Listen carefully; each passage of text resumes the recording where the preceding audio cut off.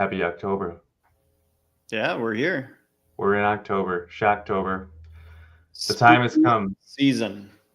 Yep. Take away those late summer movies, those rom-coms, those Put them in the bonfire that all those of you guys are having in your backyards while the air starts to get crisp outside. the auteur cinema of PTA. That's all gone now, and now it's on to Scary Movie October. I've never been able to do this live because the last one was just a normal new movie where I don't do our normal intro. But if you are Oh yeah. podcast, here it comes. Welcome to Franchise Addicts, the podcast all about franchise movies. My name is Luke. And I'm Chris. And today we are covering Sam Raimi's low-budget student film turned horror sensation, The Evil Dead. Crazy movie. Awesome. Crazy movie. It's where it all began. I believe there are five entries, going to be 6 entries in the Evil Dead franchise. Okay. Things happening in the Evil Dead world. So these first 3 movies are the Sam Raimi specific ones. Yeah. So we have The Evil Dead, we have Evil Dead 2, and Army of Darkness. I believe I've called it multiple times Heart of Darkness when we were talking about it either together or on the podcast. Heart of Darkness is the documentary made about Apocalypse Now. Very different. Also, the name of most of the poems I write about myself. So, anyways, moving on. It's Army of Darkness. So those are 3. Then we've got the remake. We've got 2 remakes, 5. One more for 6. Yeah, and a past director on the last Evil Dead movie with the same director that gave us the last Alien movie. Fede Alvarez will not be doing the Romulus sequel. But yeah, this was his first big thing, really. I mean, as far as I know. Yeah, I love the remakes, but we're not here to talk about those remakes. No, where it all began, 1981. The Evil Dead. So Sam Raimi began working on this movie when he was 20 years old. I don't know exactly how many years he had worked on it before, but this is very young. That's why I called it a basically quote unquote student film. That ended up making it 2 theaters, making a decent amount. So this budget for this movie is kind of its calling card. This was a very, very cheap movie to make. It was about $375,000 to $400,000. Yeah, was the budget for this. Raimi was asked to do a proof of concept to basically get that amount of money, to get $400,000. So he put together a 30-minute short that was basically the idea. It was called Within the Woods. That was shown to people in 1978. And Raimi worked really close with the star of this movie, Bruce Campbell, who plays Ash. And they were friends in college, friends in film school, one acting, one on the camera side, and they teamed up to put this together. Yeah, very cool story too, and especially because Sam Raimi, of course, goes on to be have quite the illustrious career with all the Spider-Mans, the Drag Me to Hells, any other Sam Raimi joints you want to spout off? The Spider-Man movies, for me, people of my age, those early 2000s Spider-Man movies were kind of like where Marvel started taking over the movie universe. And like, we had never seen movies like that. We had never seen superheroes do that. Spider-Man going through the city, like no one had ever done that before. And it kind of makes sense that Sam Raimi, who starts off as kind of a auteur, writer, director, very creative with how he uses the camera, that he's the guy with the Evil Dead camera that is so prominent in all of these films, that style of using the camera as a character, that he takes over those Spider-Man movies and essentially makes that web swinging the camera, where you're swinging like Spider-Man, and no one had ever done that before. So this is a extremely creative and awesome filmmaker who, I will say, like, I don't go out of my way to see Sam Raimi movies. There's not a whole lot besides, I mean, there's the Evil Deads, there's the Spider-Mans. Do you know he did Doctor Strange in the Multiverse of Madness? Which I enjoyed. Yeah, I like that. I like the Doctor Strange movies.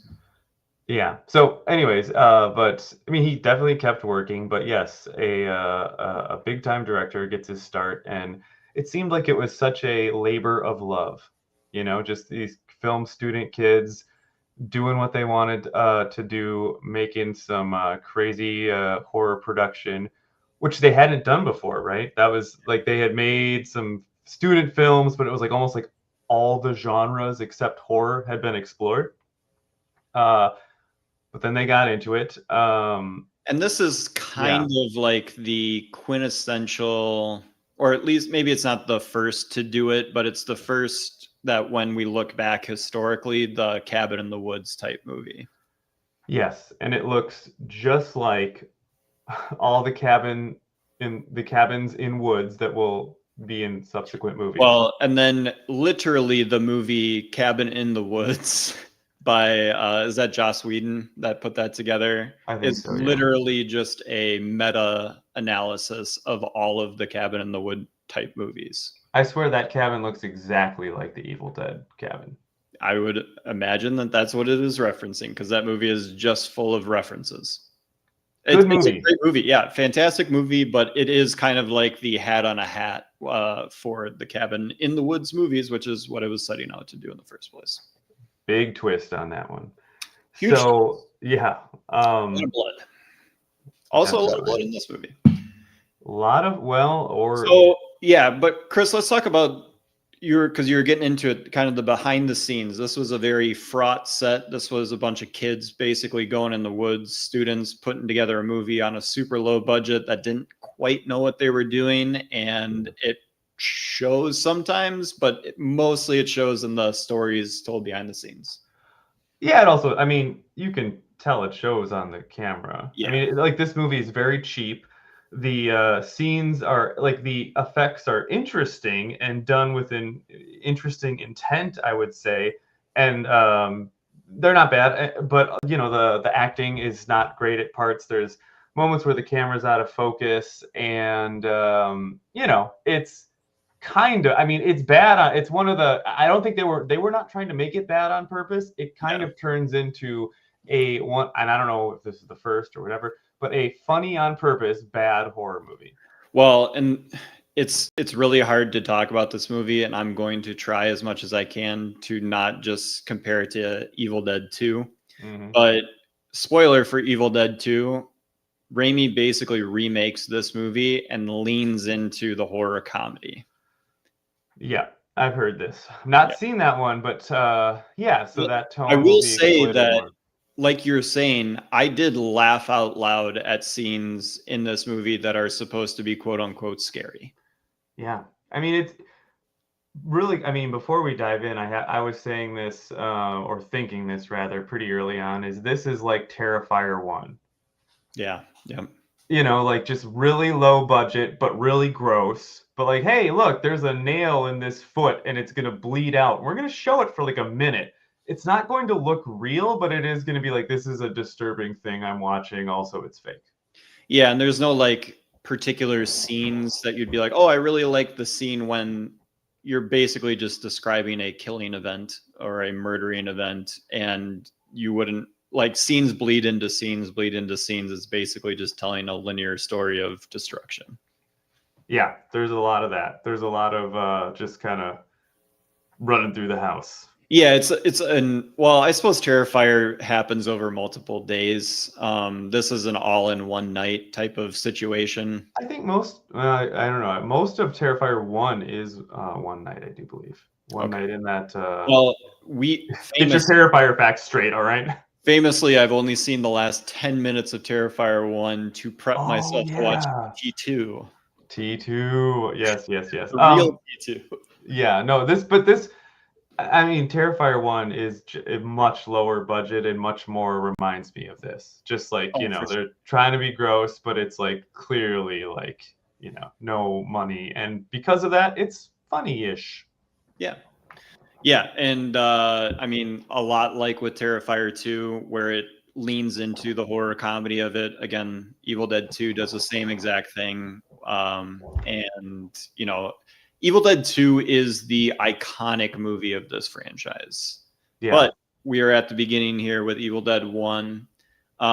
So they, I believe both Raimi and Bruce Campbell are from Michigan. So they initially wanted to find a cabin in Michigan to shoot this at. And Michigan was like, yeah, we don't really care or really want you to do that. And so they ended up going to Tennessee.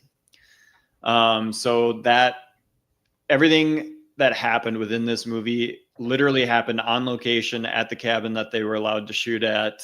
And that's where they set up production shop and basically just drove each other crazy for a couple of weeks. Yeah. Actors overworked, basically like leaving, and Raimi then had to get creative with getting friends to come out to fill scenes in where they're shooting only the back of their heads, or they're like so heavily in the ghoulish makeup that you can't tell that it's not the original actor anymore, not playing that person. So they really had to stitch this. A lot of the audio is done in post. ADR. Yep. So they basically were just getting shots and kind of throwing them together, and Raimi just being like, well, I guess we're making this movie on the back end. Yeah. A lot of magic had to happen. I will say though, you can really see his talent, because even though, it's so shoestring and everything, there's really good sensibility in some of the shots, even if they almost look stupid because of the production and everything, like the lingering outside of the house, stuff like that. Yeah, so let's use that to jump into just an overall discussion of the film, and we'll begin at the beginning. Because I think that kind of cutting back and forth, the introduction of the Evil Dead camera, and then mixing in shots of like the characters that we're going to get to know, and then the force that this camera figure is going to enact on these people. Like that whole setup in the first 5 minutes, where it's showing the camera going through the woods, you don't really know what it's doing, but you're following along. Then you see the shot of the people in the car, you're starting to get to know them. And then all of a sudden that truck comes in. And you're like, well, why are they showing the truck, and why is it like hurtling towards something? And then you get the full culmination of, oh, this is that evil, or that camera force noise type thing that we see in here must be trying to take these kids out already. Yeah. With the truck. Menace, the tone of menace is apparent very early on. Yeah. So yeah, the shaky camera, so the Evil Dead camera was literally just a camera strapped to a 2x4 that they would then put on, like they would have tracks and would put it on a thing that could run on the tracks and basically just like manually run it. But that's why it's doing all the bouncing and the shaking and stuff like that. They're literally just strapping a camera to a 2x4. That's interesting. It's really effective too, like the when it goes through the woods and everything. It's very unique.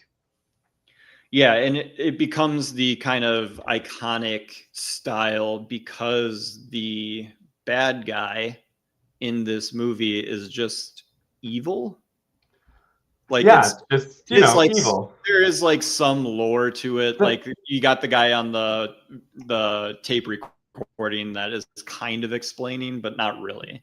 He gets into a little something. It's a little, and then he just starts reciting something in a different language. It's the Necronomicon, right? All kinds of weird toys in that place, bone stuff everywhere, and it's all, you just awaken evil. You awaken evil, evil comes around, it's bad, it possesses people. Once they're possessed, oh my God, they look weird. Their hair is gray, which is kind of an odd little thing that they they didn't explain. Old women. Yeah, they do turn into old women. Very crazy sounds, and that just happens. It's just there's not a lot to it, as you were saying. It's kind of just like, yep, this happens. Watch out. I think they do get a little more well versed in that as the movies go on. This one, yeah, and there's more of a story to it. There's more character development. I mean, it's attempted in this movie. It's I would qualify them as the more boring parts of the film, like when Ash is talking to his girlfriend Linda, and giving her the necklace and stuff like that. But like it starts off like many of these movies do, where the group gets there, it seems pretty spooky. The girls are kind of like, oh no, this is way crazier than we thought it would be. And you got the one dude that's driving, Scotty, and he's the guy that set this up. He's the one that made the reservation at the cabin or whatever. He knows where the keys are. They get in, spooky basement.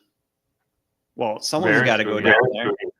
Of course. So Scotty goes down, and then your first scare has to be a trick. Yes. It has to set up that you're an asshole that is like willing to play the game, like these types of games. And if you're going to play the type of games where you're trying to scare people on purpose, you will be affected by the evil. You're showing yourself as an asshole, a macho bully like asshole. Easy to kill that person, and so he does. Yeah, so he goes down, Scotty goes down, and then Ash follows, and that's where we get kind of our gadgets and stuff that are going to arise the evil spirits, the Necronomicons down there. Obviously, got to flip that thing open and check it out, even though it's made out of human skin, the book cover, and it's very weird looking book. Yeah, and you definitely open it and like something you shouldn't be reading type of thing. Yeah, a lot of questionable drawings. Yeah, like when I opened up the vagina monologues and I'm like, what is going on here? Yeah. Whoa! Have you read those? No, I actually have no idea what it is about or what it was for, but I love that happened and that you did it. Yeah, I think it's just female stories. Yeah. In any event. It was the first joke that came to my head. All right. Well, opening up the Necronomicon, evil stuff starts to happen. Take us. Yeah, I mean, we get the tape recording where we get a little bit of it's like some scientist or researcher and his wife that had stayed in the cabin, and the researcher is starting to realize that bad stuff is happening around him. People are, not acting normal, all that sort of stuff. Kind of the precursor to what we're going to see happen with our friends here at the cabin. Yeah. And so, it's weird, but nothing crazy has happened quite yet. And then we kind of have a night with the crew as they're settling down. There's the shot outside the cabin as we go from room to room and kind of see what people are doing. Ash and Linda, boyfriend, girlfriend, hanging out. And then I like those scenes, those Scott cameras. And Shelly, I believe, are a couple. And then Cheryl, there's one line of dialogue that indicates she's Ash's sister. So she's that one in there. I didn't catch that. These two couples, or is that fifth wheeling? If you're the fifth in a two couple situation. Yeah, that's got to be a fifth wheel situation. So she's hanging out, and Cheryl doesn't have a great night to begin with. So we got to get to the most controversial part of this movie because it happens pretty early on within the first 20 minutes. And it is something that I will set up with this in mind. Sam Raimi deeply regrets this and changed it in Evil Dead 2 and says that it was a mistake. It is a mistake. And he is very sorry that he depicted it in this way. But Cheryl goes out into the woods, hearing crazy voices and stuff like that, and gets raped by a tree. Yes, and it's fairly obvious what's happening. Oh, it's so ridiculously Yeah. It's obvious. Yeah, we don't have to get into the details of how obvious it is, but like it is clearly what it is depicting, and it is the fear element of the situation for Cheryl. Yeah. That's a rough one. One fact about that I thought that was interesting that has nothing to do with the actual content, but the way that they put the vines on her was they shot it backwards, right? Oh, so they just wrapped them around her, but then reversed it so it looked like they were going up, not being taken off. If that makes sense. Yeah. I believe the actress involved wasn't super comfortable with it either, so that kind of adds to the nastiness of it all.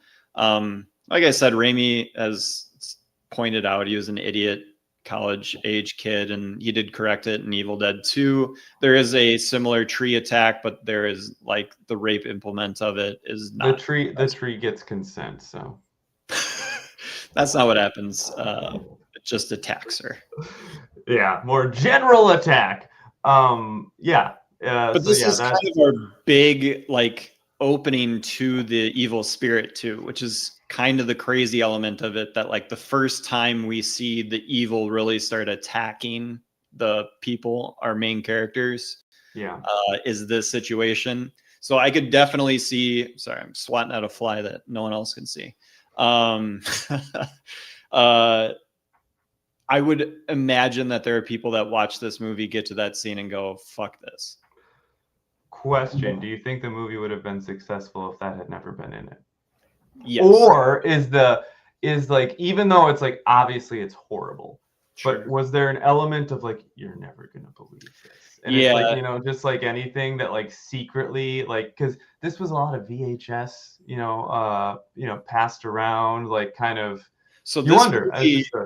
This movie was banned in the United Kingdom, and it had an NC-17 rating. Still has an NC-17 rating, and so this, like when it came out on VHS and DVD, like this was the hot like underground, like, oh dude, you got to check out The Evil Dead, and you're not even, if you're in England, you're not even allowed to. Yeah, this is straight up contraband. But I mean, that's such a big seller, I mean, lived through the Marilyn Manson phase and all that stuff, where it's just like, this is so wrong. Tipper Gore, wasn't it Tipper Gore that wanted Gore. She went against. She really gave it to Naughty by Nature. Yeah.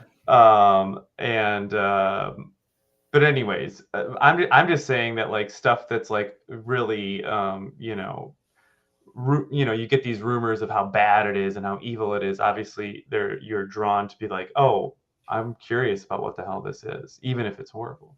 Yeah. So we could move on from the tree scene. Move on. We've done enough of that. So we get back into the cabin. Cheryl comes screaming back in. Things are not good.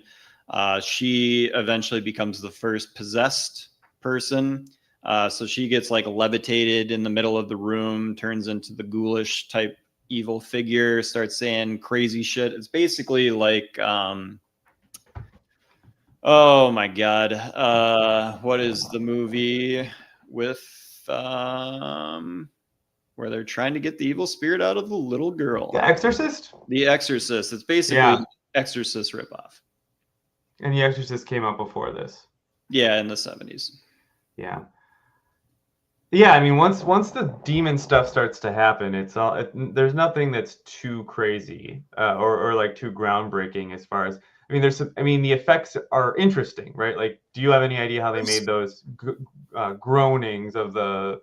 That was all post. All done in post. Well, for sure, but like that's like even how they created it is a cool, weird sound, Yeah, all I've got on that is basically that it was all done in post, and that they specifically just had audio people create those noises and then added them in to add the effects. It's cool too because you can tell it's like analog something, probably, because so one of the scenes where I was just like dying laughing was, I think it's a Cheryl scream that goes on for like 2 minutes as like the demon, where she's just like, that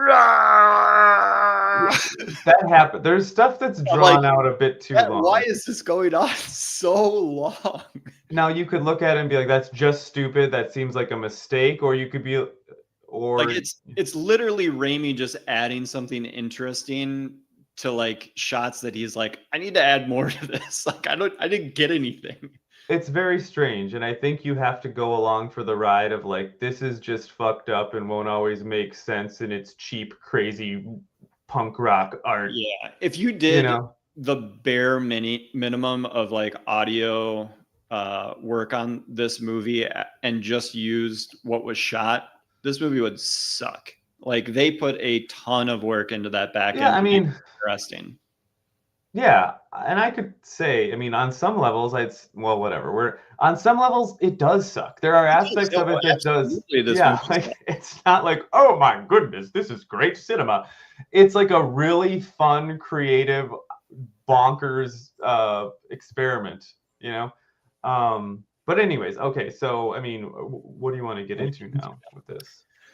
Any particular kills that stood out? Because we're kind of just in the murder phase. I wanted to point out a couple of the, I would think are new attempts at depicting horror through film, like shots, like going back to when Cheryl gets put in the basement and she's kind of pushing up on the cellar door. Yeah. And the camera is literally from her perspective looking out at like Bruce Campbell and them discussing what to do. Yeah. So it, kind of that element of what's that movie that came out in January where the camera is the ghost and you're seeing it from the ghost perspective. The Soderbergh movie called, it's Following here. No, it's like a P word, I feel like. Premonition. It's kind of like that early idea, it goes along hand in hand with, the Evil Dead camera of it all, but like, shooting from the perspective of the monster. That sort of stuff that, probably. I mean, that's Jaws, man. That's fucking Jaws. Yeah. Presence. Yeah. But no, I mean, and they're doing that, right? They're doing that. It's just like, now let's take some really cool tricks that have worked in more professional or different settings, and let's just fucking ham it up. Let's put it on this cheap ass movie with oatmeal and shit coming out of people's arms forever, like to the point where it's like, this doesn't even make sense. But and there's a great shot at near the end when Ash is, kind of taking everybody out, and he beheads Linda, and the blood literally waits to splurt onto his face until like the camera is perfectly set up and like timed right, and then it just blah, blah, blah, and you're like, yeah, like only in a movie would like you think the blood should work that way. But you don't even think about it like when you're watching it. Like only in retrospect do I think back and go like, well, obviously that would be like bleeding immediately all over him. But it's like it just is, you're so into like, this is just goofy movie making horror shit. So of course, like the body has to be perfectly laying on him. You see the decapitation and then the blood splurts. Sure. Yeah, I mean, the effects, especially as it goes on. Yeah, we're not talking realism. It's just like when the light bulbs fill up with blood, all blood comes out of all. It's just like, yeah, all kinds of crazy shit's gonna happen here, Well, I like the where I think it's I'm gonna get, because they all eventually look the same, but they're coming at Ash with a knife. Yeah. And he like partially cuts off the hand, and then the monster is like gnawing it. Yeah, that's nasty. That's nasty. Like that's effective, Yeah, for sure. All right. So, do you want to talk for 2 seconds about what's going on next week? Because I just have to use the restroom super quickly. Yeah, we're live, so this is how we're gonna do this, people. Take a break. I'll fill you guys in with some more fun facts. All right. So yeah, next week we're going to be covering Evil Dead 2. It'll be at the same time, Tuesday around 8 p.m. Central Time. We have a great guest that's going to be coming on. He was one of the other co-hosts or panelists on the MCU podcast that I was on YouTube.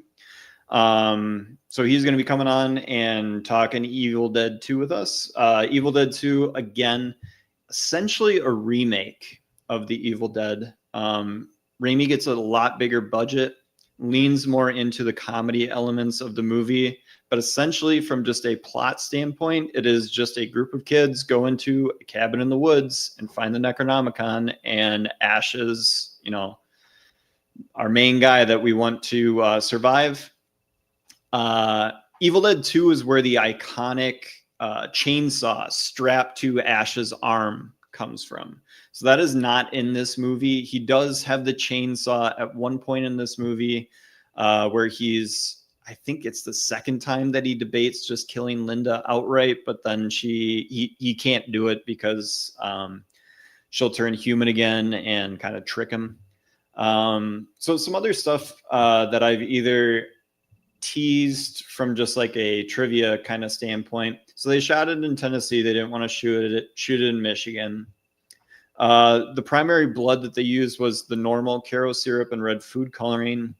Apparently they used so much of it on one of the particular shots that Bruce Campbell's clothes were crusty, and he broke it the next time that he tried to put that shirt on for a scene when that he needed it. So yeah, they were just pouring syrup on these guys. The stop motion finale, so where everything's kind of melting down at the end of the movie with the bones, the sinew, and all the rot. It was a hybrid of live action and stop motion that an FX artist named Tom Sullivan engineered with split screens and puppets. And, it's kind of the part of the movie that doesn't fit with the rest just from a stylistic standpoint. And that's because Raimi essentially gave that to Tom, and he came up with that kind of conclusion to the monster, kind of going away after the Necronomicon gets burned. Are you talking about the weird effects at the end? Yeah. Yeah, those were like a crazy art project was happening. That was wild. So yeah, Tom Sullivan is the guy that Raimi brought on to do all that. Very cool. So this movie also premiered at the Cannes Film Festival in 1982 and got a blurb from a very famous horror writer that said it was the most ferociously original horror film of 1982. Who do you think that horror writer was, Chris? Let me think here.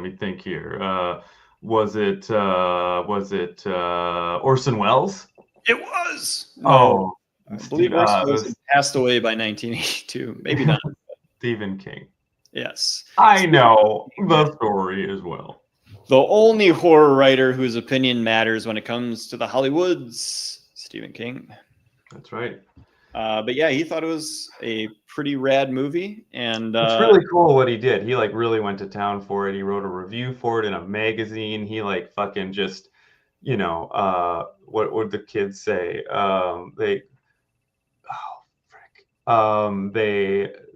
They glossed the hell out of it. I'll think of the slang that I can't think of in a moment. But he was just really very. Yes, he was very, very. He spoke very highly of it. He glazed it. He was glazing it. That's the word. Yes. The glaze. I wonder what that's referring to. Is it donuts? Glazing the donuts, baby. Man, I had a point. Oh, so I was gonna say, I don't think we talked about the budget of the film being around $400,000. Box office.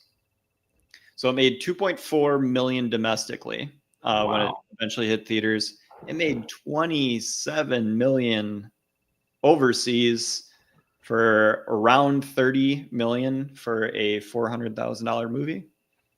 I think that's pretty good. That's really, really good. I mean, it's not Blair Witch Project, but it's very good. It's close, right? I mean, it's still pretty cheap. Does Blair Witch owe gratitude to the Evil Dead? It does. Also, I whatever the budget they say for that. I don't know. I wouldn't trust it. Well, it's also $400,000 in $1982, which I'm sure with inflation's close to $1 million. Mm-hmm. Yeah. Well, Yeah, but I think, as far as the I don't know, the kind of low budget, kind of shitty on purpose, VHS based horror was maybe born with this, or maybe not born with it, but it was VHS was coming into fashion right around this time, so it was like the perfect storm. And not to mention, it gets the bans in certain countries. It gets the NC-17 rating. Like it's hot on the streets. No press or bad press is still press. It's still good press. Yeah. And it's getting noticed at Cannes and stuff like that. So Cannes, brilliant. It made 27 million internationally. Yeah, no, I know. It's just funny to think of it screening at Cannes. But so it's this gets screened today at Cannes, and people would be like, "Hell yeah!" Well, yeah, because of the history of it. No, I'm saying like a movie. If someone had an idea similar to this that was kind of revolutionary, but it was done at such a minuscule budget. But people at Cannes watched it and were like, "Oh yeah, I can see like the bones of this, and like this is actually like art, and not cheap schlock." Like it would get buzz even today. Here's a question: is it art or is it cheap schlock, or is it both? I think it is cheap schlock that we now refer to as art because it has stood the test of time. Yep. I mean, and even cheap schlock can have creative elements to it. Yeah. I mean, it can look shitty and it can have bad, all the things that we've already talked about, but there's something to it. It's not just like everything to it that we as viewers can latch onto. We're like, I get this. Yeah. Scary Cabin, Woods, Evil Book, Bad Spirits, not good. And then you start to just really get, the interesting kills, right? Like the pencil in the foot. That was a great one. And again, all the clawing, like there's Ash at the end, it's his ankle all clawed up. Sometimes it's faker than other times as far as the appearance, but and then they stay with the scenes too for a long time with that, like pencils, like they show that for a good 30 seconds, just gnashing around. Yeah, there are not a lot of quick gross stuff. They make you bear it. And I think because it looks so, like, this is how I felt about Terrifier, and even as those movies have gone on, they still make it pretty fake. If you make it look fake, it's not as bad. Oh yeah. Right, like, and so maybe that was another time that we kind of learned this on a big level. I mean, because I don't know, like, what was the state of cheap, shitty looking horror movies before 1980? Like, I don't know. I would need to talk to I'm sure like maybe Children of the Corn, like something along that line. Like The Exorcist, I think cost a decent amount of money. It was a big Hollywood hit. Like it made, $200-300 million or whatever when it came out. So like there was prestige horror already established, and I'm sure there was, cheap schlock also along in there. But again, like I said, this ends up standing the test of time. So it's why we're having a podcast about it. It's about why 4 other movies in its universe were made. Because there is just something about this movie, this setup, this premise, this formula, the way it's shot, the ideas in it that has captured people's attention. Yeah. It's a cultural phenomenon. And, I think, So yeah, we've talked about the man behind the camera, Sam Raimi, and a little bit about our main star for these 3 movies, Bruce Campbell. Yeah. What did you think of your guy, Bruce Campbell? Ash Lee. He was all right. He had a really funny, like, Three Stooges haircut to start the movie off in that car. And I think he's fine. I don't think any of them are like the best actors ever, but yeah, but he's really young. The other 4 people don't carry on. Like we are gonna have to watch Bruce Campbell in this movie, the second movie, and the third movie. He's fine. I think he does, as someone that clearly like doesn't have a lot of experience, he gives it his all. And that's admirable. And also executive producing all the movies. Yeah. There was even he had like a TV show on some fucking network that was related to this. Ash vs. Evil Dead. Yeah, there you go. Yeah, so I would say that Bruce Campbell, after you watch his performance in Evil Dead 2, probably wish he had some of the scenes back in this particular movie. I think, like Chris said, I think all the actors in this are not professionals. I think Bruce Campbell is interesting because he gets better and better as the movies go on. And he starts to find, just like Evil Dead leans more into the comedy, Campbell being able to lean more into the cheesiness, into like really grinning and gritting through the horror. Like he starts, Evil Dead 2 is basically him just cheesing into the camera the entire movie. Like he's just going for it. He knows exactly what Raimi wants and he just gives it. Good. Well, I mean, I look forward to seeing it. We'll see. I mean, that's always a nice cheat code. If like, I'm not very good at acting, well, maybe that's your whole thing. Yeah, it's kind of like Denzel Washington. Oh my gosh! Late period Denzel. Yeah, late period is no. I'm just gonna give you the King Kong. Everyone just ever since Trading Day, they just want me to King Kong on them. So yeah, well, Al Pacino just wants them to hooah on them. Yeah, that happened. Chris Walken just wants them to play on them, right? We were the people that gave him an Oscar for the hooah, so we just. It's our fault, you know. We didn't give it to him for The Godfather, but we're like, once he yells, I like it. Yeah, when he's just deranged. Take a flamethrower. Yeah, that's an exciting performance. So, you know, that's the most batshit crazy performance I've ever seen on film. Yeah, but we were falling. We fell for it back then. Chris O'Donnell, the '90s. Batman and Robin, Chris, do you remember? Good old days. What about if Al Pacino from Scent of a Woman was Batman? He would be Daredevil though, because he'd be blind. Kind of blind, yeah. But I think that would, yeah. You know who I am? I'm Batman. Watch where you go. He goes loud to soft in Son of a Woman so often. And he'll go full like low Pacino for like a couple sentences too. It's really, really good when he's given like when he's really getting into it with Chris O'Donnell. He'll start up here and then he comes down. I gotta go down. And he's gonna tell you what's going on. Yeah. You think you had a tough life, kid? Yeah. I watched my entire platoon die in front of my face. Pretty scary. So I'm gonna shoot myself right now. Man, I fucking love Pacino. But yeah, Bruce Campbell, he gets a I mentioned this while you were in the bathroom. I mentioned that Evil Dead 2 is where he gets the iconic chainsaw strapped to his arm as a weapon. Yeah, I heard about that. And it's dope as hell. Then Robert Rodriguez did it in in Planet Terror with Shotgun Leg. Yeah. Did you ever see Hobo with a Shotgun? What? Hobo with a Shotgun? No, I'm aware of the title, but that's it. It was one of those like it was post that Tarantino film, and it was like a grindhouse type thing. It's literally the grossest movie I've ever watched. It's worse than Terrifier, in my opinion. Okay, well, I won't run out to see that, but Hobo with a Shotgun, if you're into sick shit, check it out. Yeah. You wouldn't? Yeah, okay.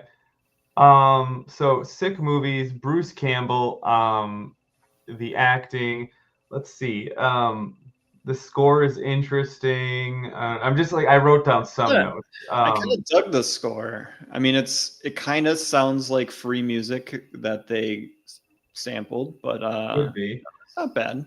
Yeah, it has some interesting turns. I mean, and I think, you know, the effects, because they go for it so much, work. You know, it's the confidence I think that he has to be like, I'm going to show this, I'm going to show it, and we're like, they're committing to the bit of the crazy gore that's just like, you know, oatmeal or whatever. And I think I think that's important because if a lot of movies and even Jaws, right? Like we were told, hide the monster, or like the less they see, the better, right?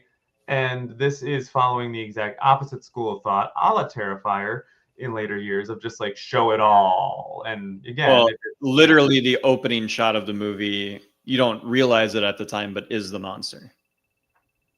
Yeah. Like the camera going through the woods is the monster.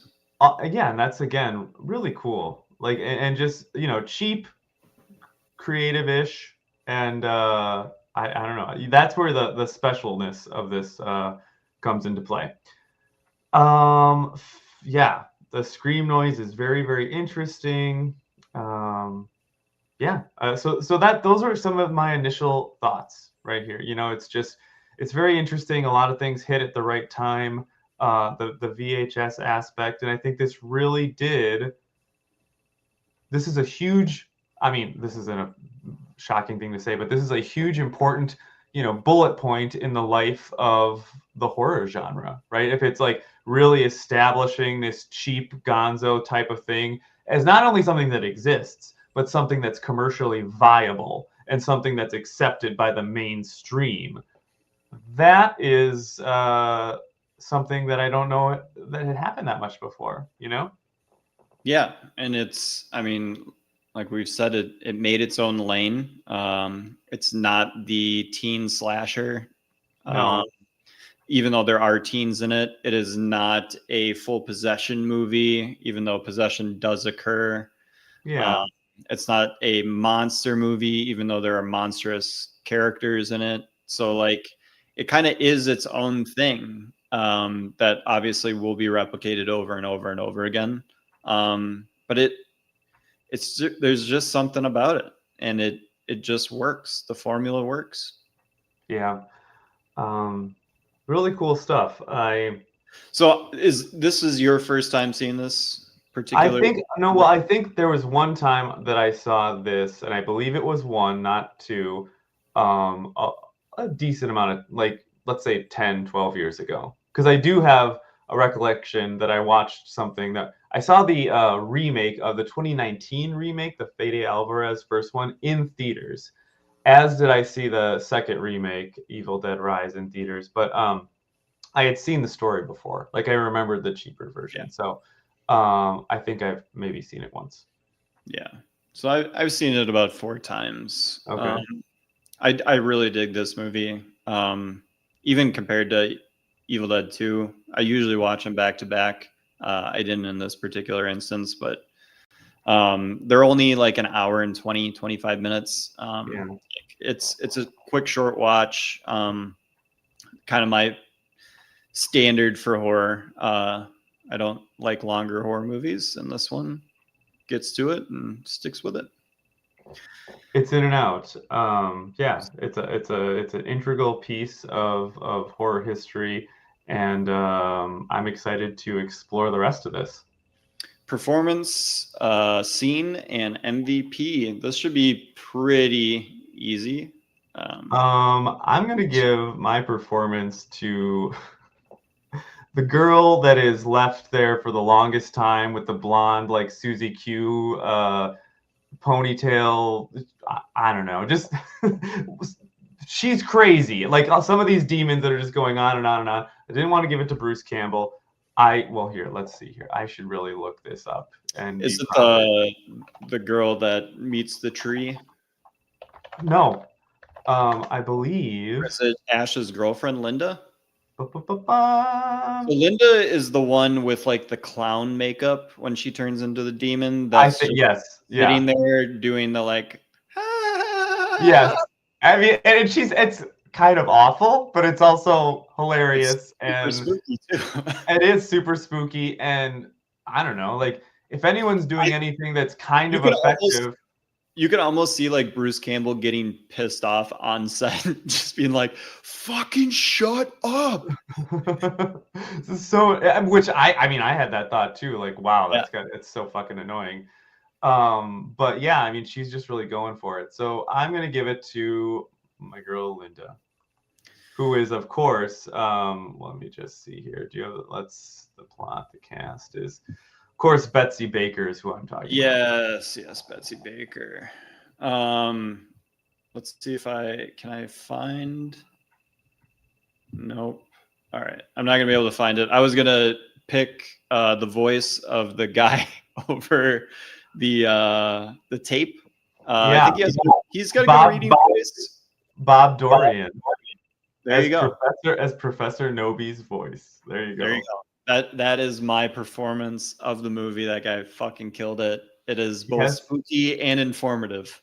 And it does seem like one of the only performances where you're like, he's acted before. Oh, for sure. And as opposed to the others where you're like, is this the first time? You can pronounce a fake language. Yeah, that was a good one. Scene. Oh gosh. Or pick a kill or whatever. What? Or you can pick a kill. Scenes. I'll go with the pencil. I don't know. The pencil in the foot kill. I mean, that's like the kill. Yeah, I think I'm gonna go with that.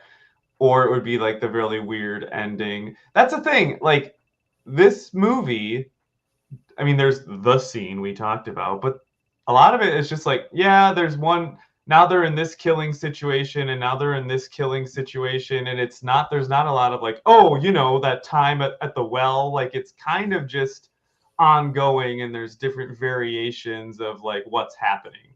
Yeah. In the cabin fight. So that's where I'll go with that. How about you? I'm gonna cheat again, and I'm gonna pick every scene or every situation where Ash decides not to kill Linda because she turns back into her normal self, and he talks himself out of it again. He does it with I think he's got an axe the first time, he's got a chainsaw another time, and then he finally chops her head off at the end. Yep, that's a good call. It looks at that little mirror necklace or whatever the fuck. I mean, I'm going to walk as delicately around this thing that I found comical. That's not comical. Don't hit women. But there were a couple of situations where Ash, he's got to tee off on Linda because she's a demon and is coming to kill him. And I was just wondering if, as the character, if he's like, fucking finally, bam, and just fucking backhands the shit out of her. I hope not. But it's it's very funny the kind of turmoil that Ash gets put into with having a significant other be the thing that's coming after and killing him, because he has all those situations too. And that's that's the other part of the movie too, is that like it's literally his friends that are turning on him and trying to take him down. Yep. And that's true. It is. They quickly turn into like stupid ass looking demons. Yeah, and like Ash basically thinks throughout the entire movie that as long as they can make it till the sun comes up, that everything will go back to normal. He's fucking right. He's right. Yeah. He knows about demons. So yeah, that's my scenes. MVP. I'm going to go with I'll do the makeup person.